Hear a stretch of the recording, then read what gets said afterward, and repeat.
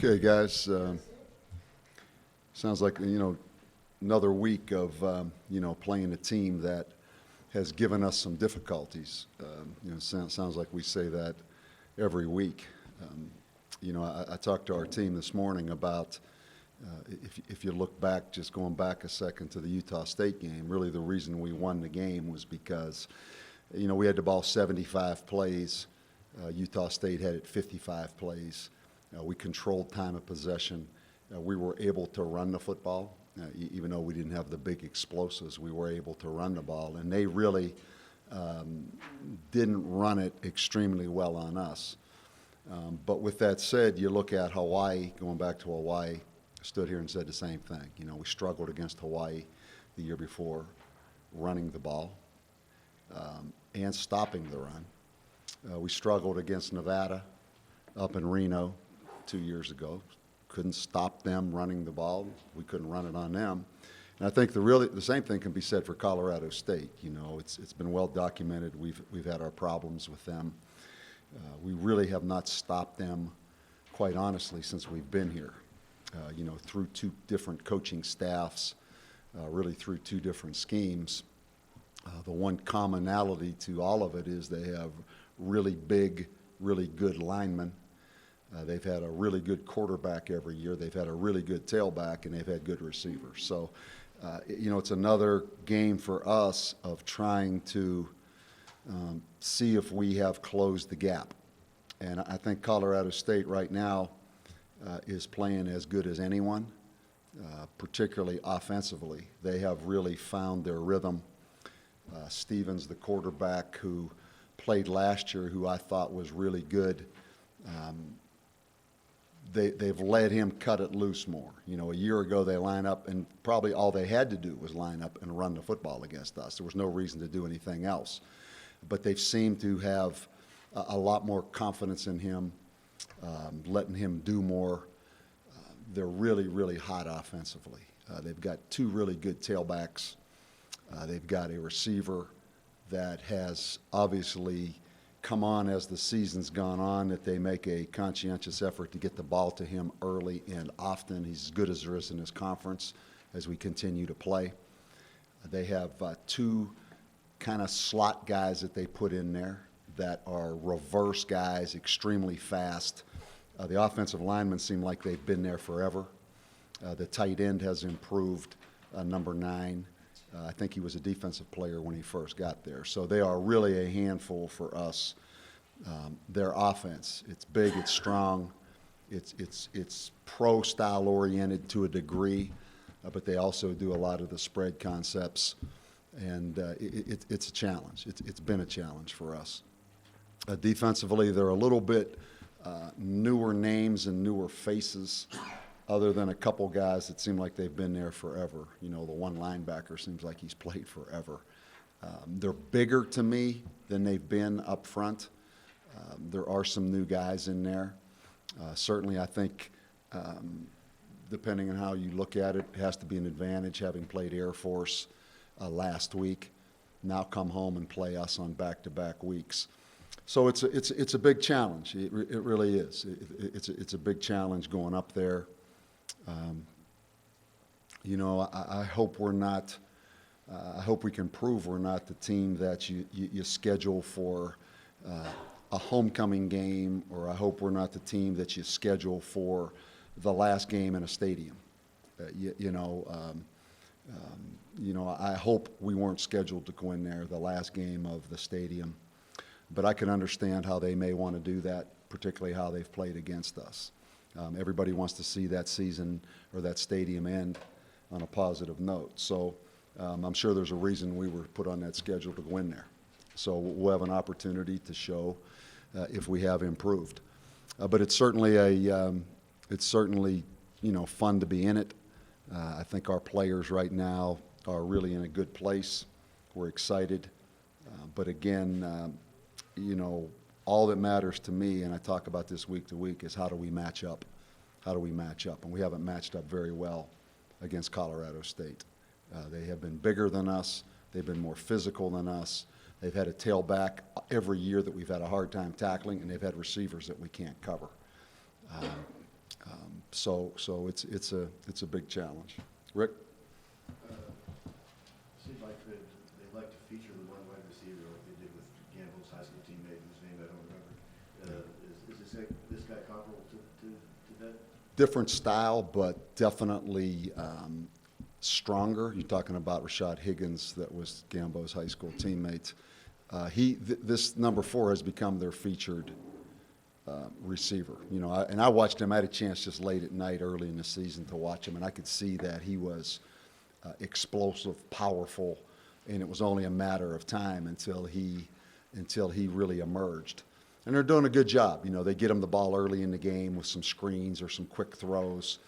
So he's a stronger, more powerful guy than probably Higgins was. But you hit the nail on the head. I mean, just about every week it is that, you know, where you're finding kind of a go-to receiver. You know, hopefully ours, who's redshirting right now, will be back next year for us. Why start Papadakis this week? Well, I haven't exactly signed off on it yet. I've not exactly signed an official document like a national letter of intent that I can't renege on. No, but I mean, you mentioned it would be hard for him, I believe the quote was, it would be hard not to start. Yeah, I think, you know, I'm not going to try it. We have 2 quarterbacks. Both of them are going to play. I just think, you know, based on how the results have been and how he's improved on the things that were his liability, you know, now he's not going to run through the safety or outrun the safety like Lamar does. But I just think in totality right now, with some of our other weapons and knowing what kind of game we're going to be in for up there. But most of all, quite honestly, just as a gut decision, I feel like he deserves the opportunity to start. You know, I felt like that going into the opener of the season. Certainly, you know, we know what happened during the season with an injury and some different things. But I'm back to kind of where I was as we walked out there to play South Dakota. I think his body of work, I think he deserves to start. You know, with that said, I mean, Lamar will play. Lamar will play. Coach, would you go through that sequence of excitement? They're trying to kick the field goal, time running out, frantic. They miss, you're hooting and hollering, jumping up and down. Next shot, you're consoling Nick Giovanzo with his happy, emotional tears. Wow, go through that for me. Well, I can't categorize it as consoling because it was a pretty good moment there. Amen. Now, I have consoled him at times, but that wasn't one of them. But, no, I think it was an element of surprise. You know, after the pass interference call, I think there were 16 seconds left in the game. There were 16 seconds. They had 1 timeout left. So they're in a pretty good situation. It's first down. And, or second down, I guess. And there were 16 seconds. And they still had 12 seconds, I think, left on the play clock. And they called timeout, which was surprising. So then you know they don't have a timeout. So my whole mindset is, let's sack them. Let's sack them, and there's a chance this game's over. Because at first, I thought he might just kick the field goal right there because there's a reason you call timeout. I'm thinking, okay, he's saying, I don't want to risk it. Even though 16 seconds is enough time, I may just want to kick the field goal here. Then he calls timeout. And then the quarterback scrambles. There's still 12 seconds left or 11 seconds left in the game, so you think they're going to run up there and clock it. But what happens, and I think, you know, I've been in this situation. It happened to me at Purdue, where somebody says Mayday. That clock's running. That clock's running. And you only go Mayday on 4th down if you don't have another down left. And if it's less than 4th down, you clock it. You kill it. But I've been in the same situation where you've practiced that so much, and you have everybody alert Mayday, and then somebody says Mayday, and here comes that field goal team. And now there's no turning back. Because if you kill it with too many men on the field, there's going to be a 10-second runoff if you stop that clock because of an offensive penalty. So I'm just looking at the clock. You know, now the corner of my eye, I could see that they had maybe 12 or 13 guys on that field, but I'm really watching that clock. And I knew he got it off right at about the time it was going to be bang, bang, but they were probably going to let it go. And, you know, I knew we were in quarter personnel. We had 7 DBs. We absolutely were not going to call timeout. We really hadn't practiced as much as we should. We talked about getting quarter lined up to be a field goal block because you just don't get in that situation of Mayday. It happens one time in 5 years probably in coaching. So there were a lot of things at play, but then the most important thing was I knew that field goal was short. That, to me, took all the replay, was the ball kicked before zero? Are they going to call the 12th guy on the field? It took all that out because the field goal was short. And it's the difference between winning and losing. There's nothing like it. Because once it's over, there's no getting it back. It's over. And it comes down to winning and losing. And, you know, it was a heck of a night. It was a heck of a night up there. Coach, if you just talk about how resilient you guys are, because this, you know, like when I'm out in the streets, people would tell me, I haven't seen a Lobo team like this. They could be down, come back, and no matter how it looks, they just come back.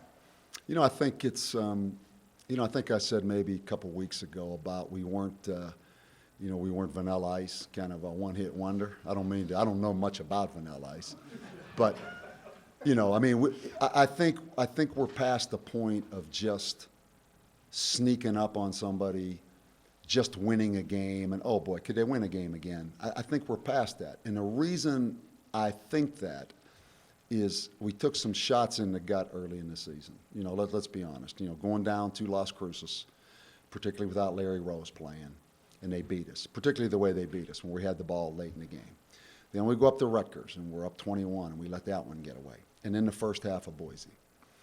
And because we were able to rebound from those things, particularly with some expectations that may have been maybe a little bit unrealistic expectations by our own team going into the season, because we still are who we are.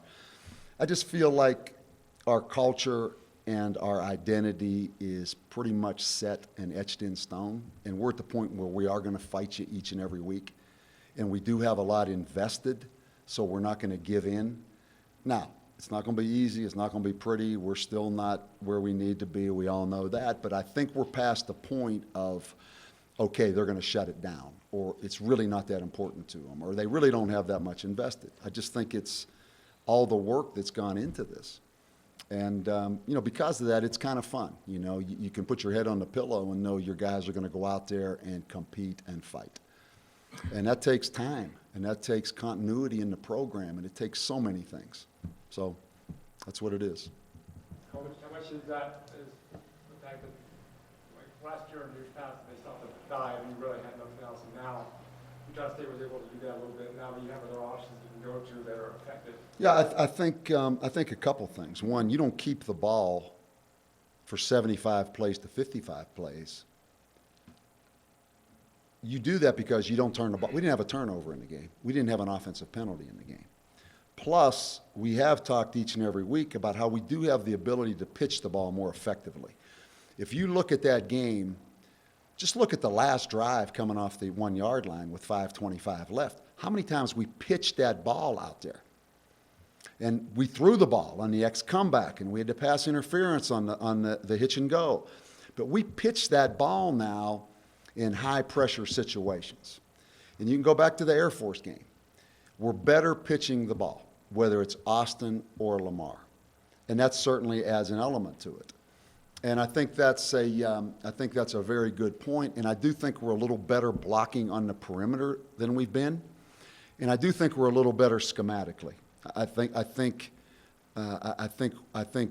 for a lot of reasons we're better schematically. You know, we spent a lot of time again, just how people kind of have caught up to us, which is natural, to be able to do different things. And there's no question also bringing Saga in as the offensive line coach and run game coordinator. You've got to give credit where credit due. He's brought a lot. You know, he has brought a lot. He's an experienced football coach. It's hard to find an offensive line coach, as I said, that is very well versed in toughness, technique, building players, but also schematically brings something to your scheme and brings something to the offense. And that's why I targeted him a while back, because finding that combination is critical, particularly in an offense like ours. And I think, you know, we are better schematically. We are better schematically than we've been. We have a few more answers to things. There's still times we get bogged down. I mean, there's no doubt about that. I mean, we don't have all the answers, but we have a few more answers. How about the goal on Stan? Maybe talk a little bit about that, and how surprised were you that he didn't kick a field goal to get the lead? Yeah, Fred, I can't say that I wouldn't have done the same exact thing. You know, I go back again to the week before against Nevada, where we had it down there 3rd and 4, and we're up by 2, and Austin scores. So you take the decision out. But I still think about, okay, if it was 4th and 1, would I have said, okay, let's just go with the 2-point lead right now? Or would I kick the field goal, or would I ran it? I mean, I can see doing that. I think you have to look at the first play. Dakota made a great play. Well, actually, the first play, they ran it and should have been tackled for a loss. Nick had him in the backfield, and they kind of did grab Nick's jersey. I know we don't talk about officials, but they did grab Nick's jersey. But the ball kind of squirted down to about the 3. Now it's 2nd down, and Dakota makes the play. Great tackle in the hole. The 3rd down, Daniel Henry makes the play. Great play. I mean, the kid's hitting the line of scrimmage. He knocks him back. On the 4th down, a lot like the Hawaii play, very much like the Hawaii play, where Nias Martin kind of squirts in there, comes off the edge underneath and gets the kid's legs, and then Dakota hits him, and he goes down just stopped in his tracks, right at the 1-yard line or whatever it was. So it was 3 really good plays, and the most important thing is after getting that ball back with 5:25, to run that ball off the goal line, because, same thing's going through the coach's mind at Utah State as mine. If we don't make it, we got a chance to get the ball back in great field position anyhow. All we need is a field goal to win this.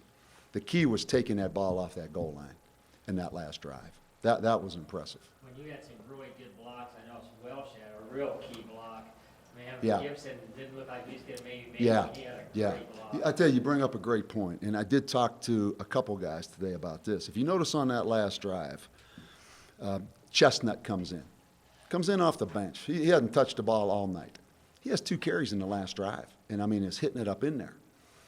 You watch Walsh. Walsh hadn't played a lot, since he's had the injury. We've kind of gone to more 3 backs. Walsh had a couple blocks now. He had a couple big blocks. You look at Woodhouse comes off the bench earlier, had 1 carry.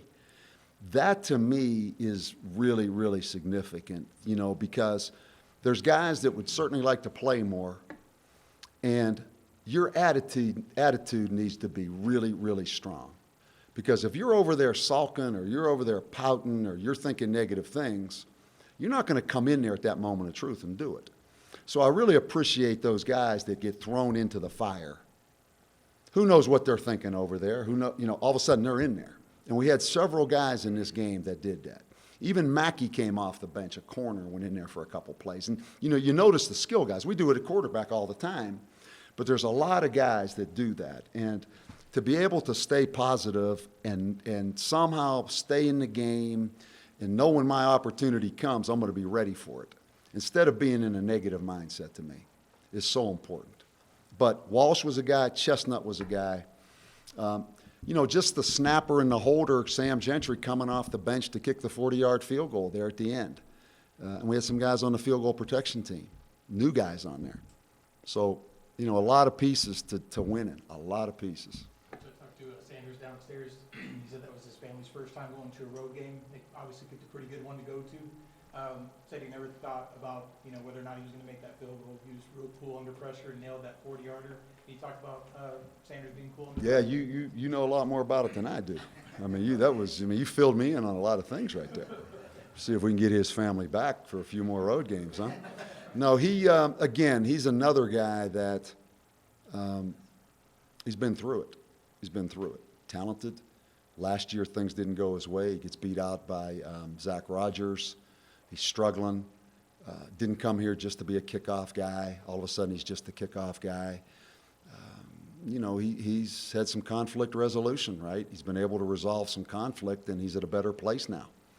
So, and you have to step up and do it. Look early in the season, he misses the 30-yarder against Rutgers, but he's rebounded back, and it's the only field goal he's missed. So, at some point, it's all great philosophical discussions, but guys having had to go through it is what the outcome is for him. You know, he's been through it, he's fought it, and he's in a better place.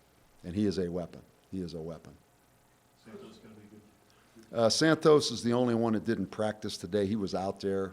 I think he'll be okay. You know, it's a shoulder that he's had before. You know, certainly he's a 50-year guy that's played through a lot of injuries, so he knows what it's like to play, you know, with some discomfort. You know, I think he'll probably play, but right now he's hurting a little bit. How about Chris Lewis, Coach? Chris Lewis came in early in the game, fought through that toe. You know, and when you look at his toe, it's big. His toe's about this big. You know, it ain't like his toes are big. But it was a big toe injury, which you guys know is significant. And he came in and played most of the game. And sore today, sore over the weekend, but he's better than he was a week ago, so we came out of it good. Coach, you had the goal line stand, your special teams, couple field goals, kickoffs, the offense marched downfield to get the points when you needed them. Is there an area of your team that you still are looking to improve on that's not quite comfortable with? Man, you know, we continue to have, I don't want to use the word mindless penalties, but penalties on defense. You know, we've had more roughing type penalties than we've had. And my message to our players is, you know, we do have some guys that have an edge to them, and we do have some tough guys, and we have guys that want to win. But we have to use that to our advantage, not our disadvantage. And that is an area that bit us in the game. You know, not only did they have the pass on the play, but then they got the roughing that added to it on that last drive. And we had, you know, you go back and look at it, you know, we had hands to the face. We had 2 roughing the passer penalties. We had 3 guys jump off sides one time on defense. You know, we had a corner that took a swing at a guy after the play early in the game. You know, we had some things that are, you know, self-inflicted kind of meltdown penalties. And that continues to be an area of concern. It really does. You know, I took them this morning and showed each one of those plays specifically. And without raising my voice, just I want to know why. You know, I mean, why? Why do we continue to do this? You know, we're going to kill ourselves with this. So that is definitely an area. And as you guys know, you know, in college football, your corners are under siege every week. Utah State's were.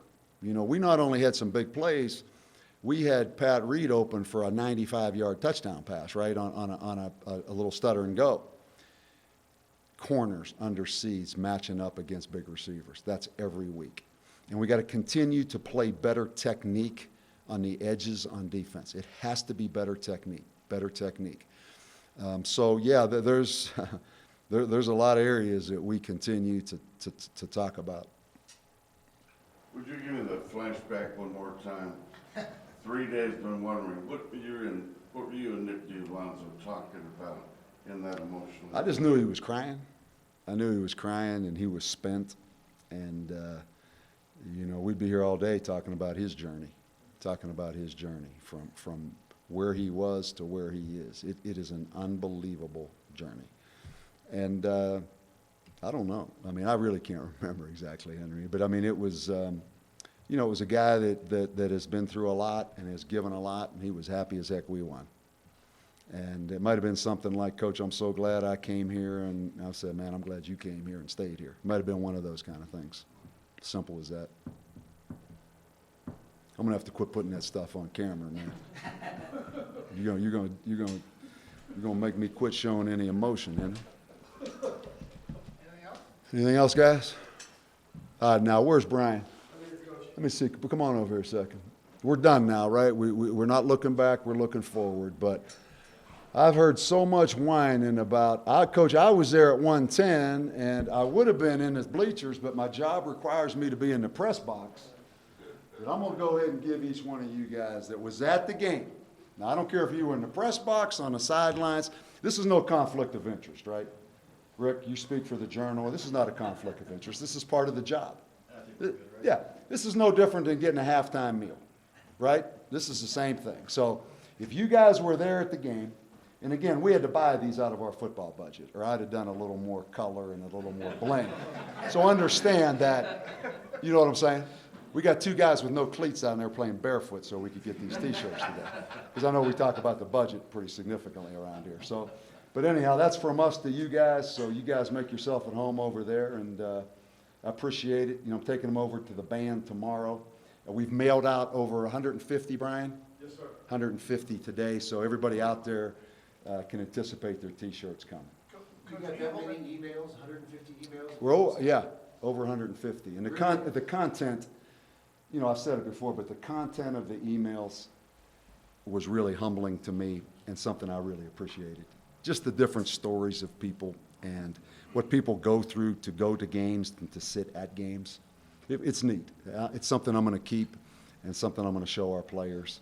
It's pretty neat, the time people took to write. And, you know, it's been a rewarding experience. It really has been.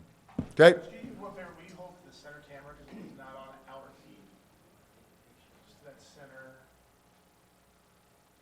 Got it, James? You got it? Could have Henry come up here and model this. You want to take your shirt off with this? Huh? You know, the ones you don't give away will be available at the Lobo Shop? Huh? So people can say they were there? The ones you don't give away will be available at the Lobo Shop? Oh, no, I don't do that now. No, I said you had to be there at the game and you had to be on the honor code now. I'm not reneging on that now. I'm not making it where everybody can get it. I think there